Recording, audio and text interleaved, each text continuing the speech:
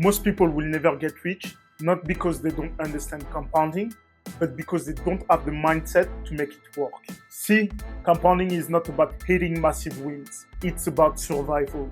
In this video, we'll break down why the biggest winners are not the ones with the highest returns, but the ones who simply stay in the game. So, let's dive in!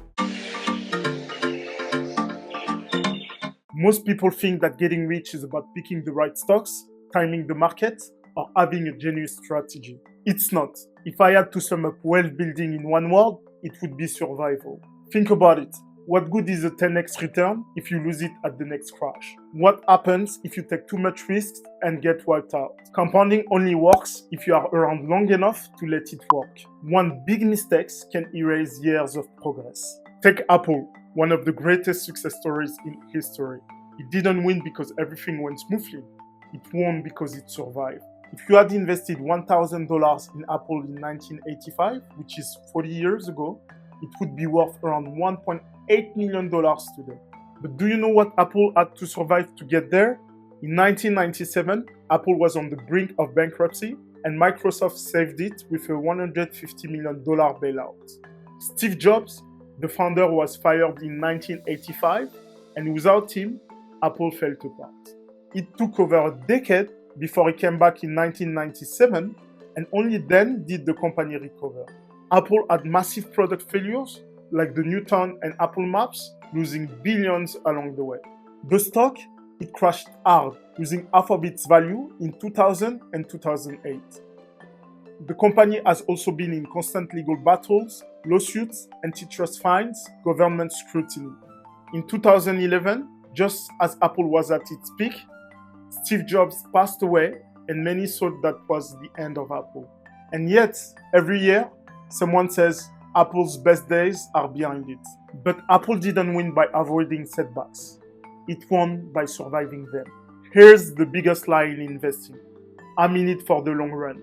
Everyone says they are long-term until the short-term hits them in the face. Be honest, when the market drops 30%, do you stay calm or do you panic?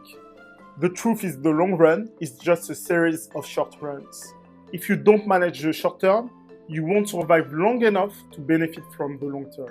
And survival is not about ignoring short-term risks. It's about preparing for them. Nassim Nicholas Taleb, authors of many bestseller books about uncertainty, randomness, and anti-fragility, said it best. Invest in preparedness, not in prediction. The world will break over and over again. The best investors don't panic. They prepare. They expect market crashes, recession, inflation, and uncertainty. And they know with absolute faith that if they just stay in the game, they'll capture the long-term growth that compounding creates. Most people think that the secret to getting rich is to find the next Amazon or timing the market perfectly. But the real secret? Just don't get knocked out of the game. Long-term wealth is not about maximizing gains. It's about avoiding disasters. The biggest fortunes don't go to those who take the biggest risks. They go to those who endure the longest. And that brings me to a quote that I came across recently. Life doesn't give you what you want, it gives you what you deserve. The same is true for the stock market. The stock market doesn't give you what you want, it gives you what you deserve.